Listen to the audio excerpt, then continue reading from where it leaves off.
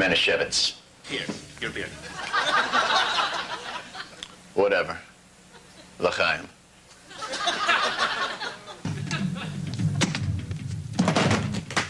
Hold this. And, well. Eeny, meeny, miny, mo. Catch a tiger by the toe. If he hollers, let him go. Eeny, meeny, miny, mo.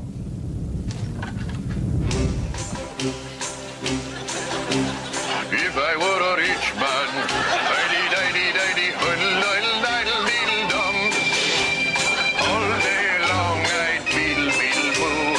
If I were a wealthy Jew, I wouldn't have to win much. I'd leedle-leedle-leedle-leedle-leedle-loo. All day long I'd skeeble-dabble-doo. If I were a wealthy Jew. Hey, hey.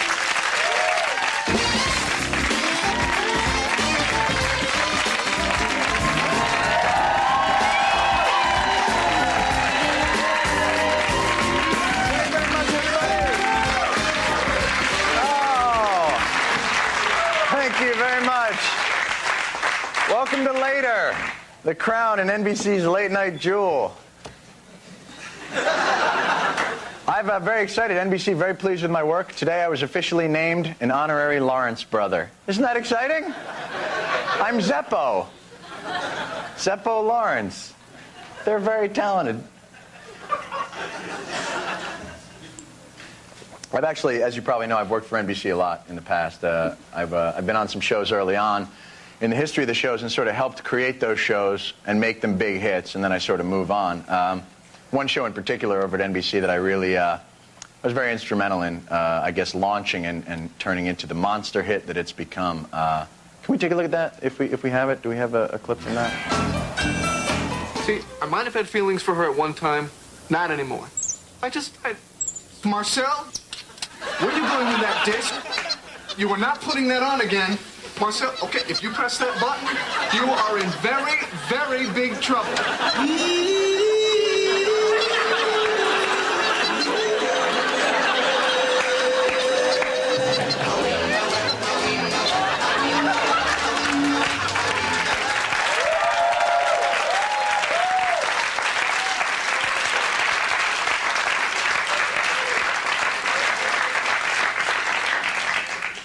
Get it? I was the monkey in Friends.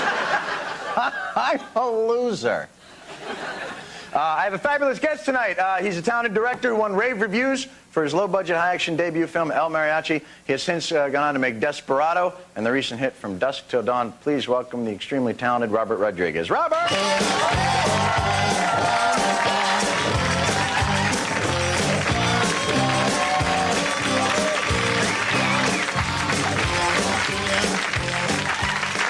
Nice to see you. Snazzy filmmaking there. Oh, thank you very much. We did that on a very low budget. Your story, just to get everybody familiar with it, is an incredible one. It's pretty wacky. It's extremely wacky. You know what? I'm glad I kept a diary about it because, you know, as it goes on, you forget how wacky it is until you look back at your life and realize, right, wow, I was a human lab rat, you know. Things like that. For people who don't know, this is what you're describing is you actually went into scientific studies to make money for films. You did that, what, 4 times? Several times, yeah. Once to, you know, finance a video camera, once to finance my short film. Right. It was a good luck thing, though. Every time I did one, the film would go on to win some awards, so I felt, you know, keep the tradition alive. Did you do that with Desperado? Desperado, I didn't, but I will go back again because I'm thinking of doing a TV show about the place. So I'll have to go do some research, so I'll check back in. At the lab. What were do you remember what the studies were? Because you went in there. Yeah. You were in there for about a month at one time, right? Yeah, I have daily reminders. I have scars still from a lot of them. One of them was a drug that was a speed healer drug. Right. You know, how do you test a drug like that? You know? You cut people. They wound you, yeah. So they would cut holes out of your arms and put the speed healer on one and the placebo on the other and then do tests on you. And they paid you about $100 a day, which for a college kid, you know, it's a lot of dough. You know, I made $3,000 in 1 month for Mariachi. Are there lifers in there, or are there guys that just like, hey, welcome back, Robert. Nice to see you. No one wants to think of themselves as a lifer, but there are a lot of guys that you know next month they'll be right back in there because it's easy. It's good money. It's easy money. And you can't leave. You have to stay. I mean, the amazing thing to me was you had to live like a Mormon. There were no coffee, no cigarettes, no anything to follow the study. In fact, one time I had one of those heart monitors on. They have all these heart monitors on to make sure your heartbeat can't go up a certain rate. So we're all in the television recreation room watching, and then, you know, some dirty movie would come on, and we all had to leave. you know, because our heartbeats would go up too much. And Wow. You guys had cable? They had cable, they had VCRs, they had pool, they had, you know, foosball, they had all kinds of recreational stuff, yeah. Did they, I mean, really treat you, like now that you're gone there, do you still, like, feel a bit like elaborate? Do you still check yourself in that same manner? Do you still, because, I mean, you had to literally, like, go to the bathroom in a cup. Oh, yeah, they make you do all kinds of, describe your stool and everything. I mean, do you work for the money? I mean, you work what kind of adjectives can you use with that? It was a happy stool. It was gregarious. It hurt, yeah, anything. They gave you weird drugs. It was really a terrible place. Now you had a plan, though. The remarkable thing to me was at 22, 23 years old, that your plan was completely laid out. I mean, as in reading your book, you know, you knew I was going to take this amount of money. Your plan was to make 3 El Mariachi movies. Yeah. Well, the thing is, if you want to get somewhere, you really got to set some goals for yourself. They won't ever happen the way you plan, but at least you'll don't set. I know that? You'll set forward on a positive, you know, in a positive direction that may take you someplace better by accident. Right. But yeah, I had been making a lot of short films just for fun. I was in Texas, very negative. I didn't think I'd get anywhere. Right. I didn't know anyone in the business. You know, I was Latin. I was from Texas. I thought I'll never get anywhere. But my short films started winning festivals. So I thought, you know, I'm 23. I'm getting some recognition. And Why then didn't I short films you had done on video. They were just not on video, yeah, right. or on 16 millimeter that I cut on video and would send VHS copies out and get awards for them. So I thought, you know, this is something I might be able to do. Let me get some practice telling some feature stories. Right. So I came up with this great scam. I thought, man, you know, a lot of friends of mine like foreign films. I want to be a foreign film director. I'll go make movies in Mexico for the Spanish home video market. That's why Mariachi's in Spanish. You know, because you thought you could sell just that, and then that would finance your next Mariachi segment. Finance a couple more. You know, get 3 features under my belt within a year. And really learn everything. That's why I didn't take a crew with me, so I could learn the lighting, the sound, the camera work, the editing, and it would be, you know, a great film school. It'd be one where you learn everything. What's amazing to me about it, though, is at that time, at that age, most of your friends were probably still, you know, pissing off balconies. You know what I mean? Well, like you had the remarkable maturity, which I think is unusual. I mean, weren't your friends like you'd go off to do movies and they'd be like, "What time are the Flintstones on?" I actually had an experience like that. I was actually, you know, cutting my trailer to my movie. I was really excited. I just shot it. I was cutting a trailer, an ad for it to get attention. And I got a call from one of my friends, and they were like, "Hey, we're having a party right next door." And I said, "No, you know, I'm going to finish this," because I was really on a mission to do something. I came from a very big family. It was 10 kids. Right. And there wasn't a lot of money. And there was a time when, you know, you get to a certain age, like 15 or 16, when most of your friends, you know, are just having a good time. You realize, man, I'm going to have to make some dough, you know, not just for me, but for my other siblings. So the thing, too, about it is I think you are going to make an excellent rich guy. And I say this because in reading the book, they were talking about how you got per diem on a project you did in Los Angeles, and your comment was, I'm just going to go stay at a cruddy hotel, because with that money, I can put my brother through school. Isn't that amazing? It's amazing how they spend money on here. Right. But It's amazing. But if you're from money, you don't realize what you have. I mean, that's why I still dress like this. But at least your jacket stays down. You know, mine has real trouble. But I'm just from. Settle down. I was just from such, you know, the kind of means where as soon as you got money, you didn't think it was going to keep coming. I mean, I really, when things first started happening, whenever a company would put me in a hotel, I would steal the towels, I would take the robes, you know. I'd say, you know, this probably isn't going to last very long, you know. I couldn't make it count. So anytime I got any money, I would put it away or you know, save it, and I'd spend anything. I'm still like that. Right, and work with that the survival. Does it seem like silly money now? Now that they talk about, you know, the deals that you sign, are you still doing Zorro? Yeah, I'm doing Zorro right now. And when they throw the figures around, which is only 3 or 4 years since it becomes so detached. You can't even imagine. It just becomes like I can't. You're like, they're like zeros, you know, and they don't feel real because I know I'm not going to spend it. I'm going to put it away just in case. Right. But so it becomes statements on a piece of paper. Do you still? So it has in no way polluted the kind of work you want to do. You don't think to yourself, I'll sign on to that because I know I'll make a quick buck on that. It's always going to be about. What you find is that if you really got into it because you love the work to begin with, that, you know, the best part that you'll see soon. Making the deal. Making the deal is the best thing. You see, oh, look how much money I'm going to make. But I tell you, once you start working on the project, you almost say, you know, take the money. Just quit screwing with me. Let me just finish the work. You I don't think I'd ever say that. Because your daily existence is about the work. Yeah, well, that's really the thing. I've always had the mindset of that if you're doing nice work and work that you're proud of, the rest will out. That you don't. That the rest will take care of itself. And if you can keep yourself with a certain amount of integrity in your work. Several times I've told them just to take the money back. I'm just going to do it myself. You know, and they don't want to do that because then you have to get a name as a producer. Is that a way for you to take control away? I mean. To not accept as much money, but to retain a certain amount of control? Is that the method that you would use? Well, it's a really wacky business. It's really ironic how everything works. I mean, you can go to a company like Miramax, for instance. Right. Do any kind of movie you want for less money, which is what I like to do anyway, because I'll just try and make it look bigger. That's what I've been kind of doing, is by operating your own camera and doing your own editing, and you really save a lot of money, but it doesn't look like it on the screen. The movie still looks big. Desperado looked like one of those high-action, $20, $30 million movies, and it was made for what? It was $7 million. $7 million. Yeah, and it came out during the summer, and all the other summer action movies started at $50 million and went up. Right. So, if you can put out a movie that they'll still sell like a big movie, they give you so much more creative freedom that I don't even have to fight with them over anything. They'll let me just do, whatever I want. That's why you see all those Latin faces on the screen. They never make movies like that. I wanted to do that, so that's why I did it for less. And by doing that, you've been able to sort of keep up exactly the kind of work you do and just bring it to a larger scale. Well, what's really cool is that I can make a movie that doesn't have to appeal to everybody, because the movie doesn't have to make so much money back that you have to make it kind of middle of the road. Talk to your friends and say, "Oh, how's the new Batman movie?" And they'll go, "Yeah, it was okay," because that's what they work at. They make movies that no one really loves or hates, but everyone just kind of likes. But everybody goes to get them all in, because they have to make so much money back. Or I can make a movie that doesn't really appeal to everybody, but people who really like it, really like it. Other people might just say, you develop loyal fans who continue to see your work, which is very nice. Yeah, that's kind of nice. We have to take a commercial break because we have to pay for this show. So we'll be right back with Robert Rodriguez right after this.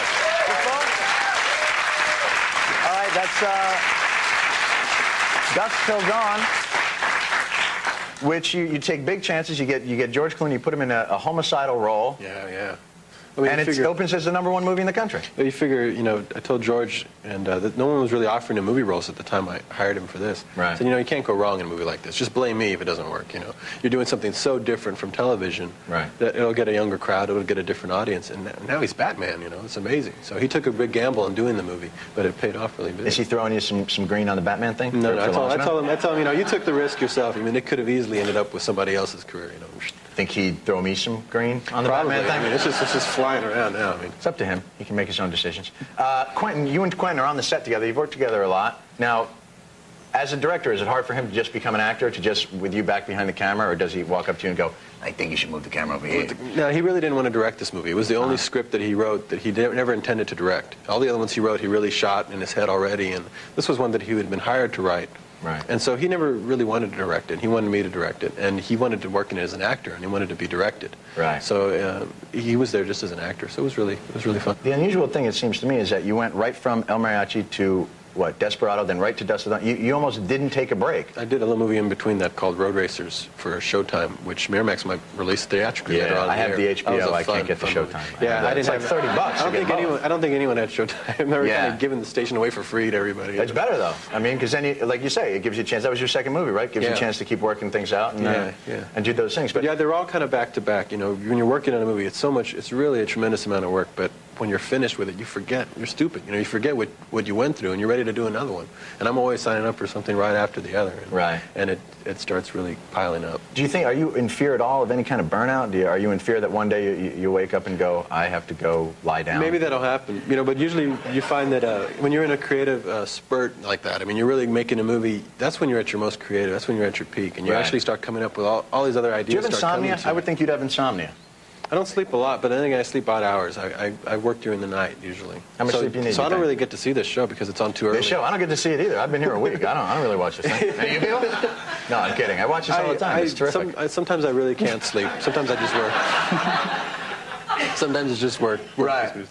Because when you talk to very creative people, they're oftentimes really late at night, and you've taken your insomnia or your staying awake and made it creative, and I play Sega hockey till like 4 in the morning. That's really productive of you. Yeah, not real helpful in the business. I think it's time I start reading. Put that stuff away. The idea is to make games like that so you can hook other people up. Exactly. Well, that's the amazing thing too, is you don't only direct these things, you also draw cartoons, and you Well, actually, I started off as a cartoonist. I was actually foolish enough to think that I should either be a cartoonist or a filmmaker. Right. If I had stuck with the cartoons, I would have maybe gotten syndicated, which means everything I did, which was probably R-rated at the time, would have had to become G-rated, and I would have been miserable, So I'm glad that the movies panned out. Did you ever think about doing an animated feature? Yeah, actually a lot. So I might be doing something like that because I really like animation. But have you been able to draw your family now into all the work? I know you're married and you've got a kid. Yeah, but it's really difficult. We work on the movies together. Actually, my wife produces them, and my kid, who was just born, he was actually the monster sound effects. So he's not pulling his weight yet. He was the monster sound effects in the movie. That big rat.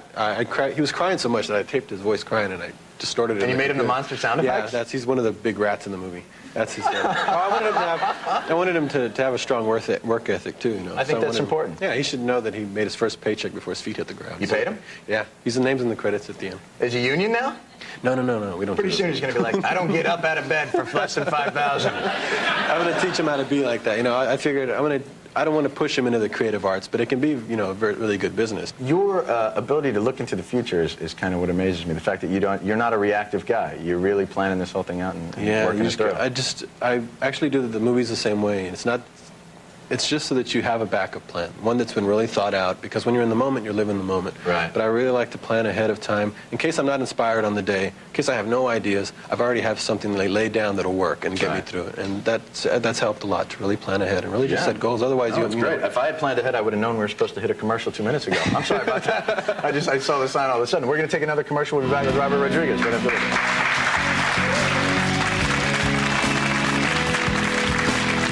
East, will become the first Mexican-American female president of the United States.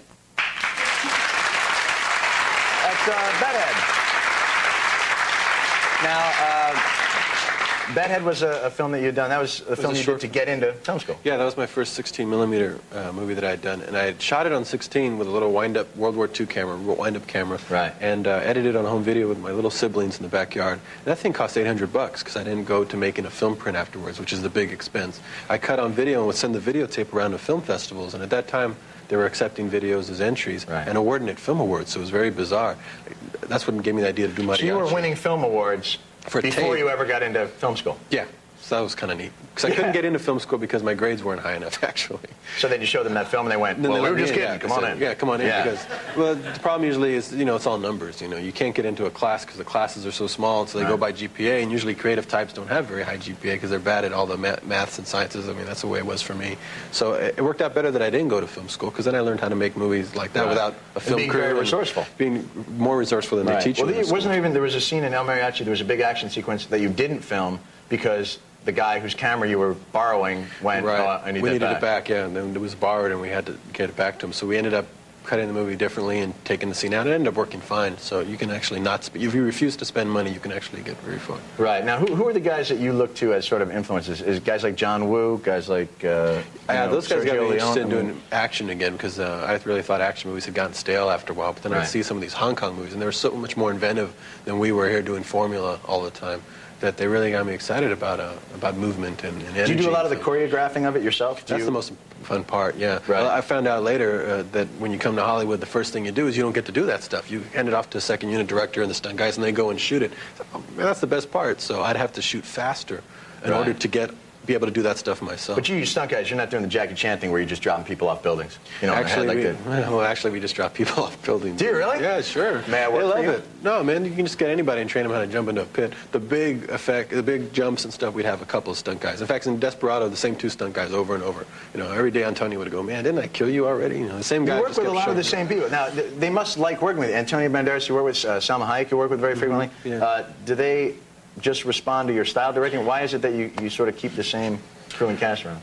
I've been making these movies that have a strong Latin influence, and there aren't a lot of Latin stars to point to. That's one reason I wanted to make these movies, was to start building them up so that you would be able to mention someone like Salma Hayek. I mean, she's the first Mexican actress since Dolores Del Rio to be in a Hollywood film. I mean, that's how long it's been. Right. You know, it's a long time. How long has that been? It's about 50 years, 60 years. Oh, really? So, I mean, you're talking having to create a new form of telling stories and people on screen so people would identify with. So that's why you see the same people, because I'm trying to. So when I go to do a Zorro, for instance, they say, oh, let's get that hot star Salma Hayek, who didn't exist until you give her a chance in a movie like that. You know, man, you're on your way to the Thalberg Award. You're going to be the Irving Thalberg guy. I can see this already. 50 years from now, you'd be walking out and they'll be all cheering and stuff, and I don't know Salma about will that. come and present. That'd be nice. Yeah. Antonio will dive across the thing. We got to take another commercial break. We'll be right back.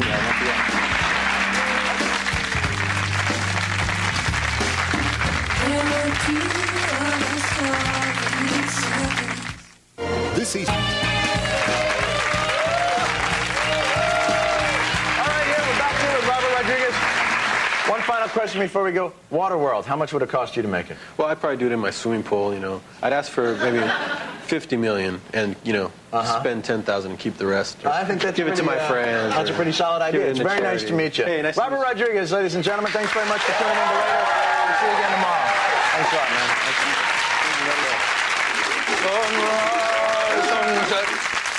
Sunrise, sunset, gently through the years. Is this the little boy?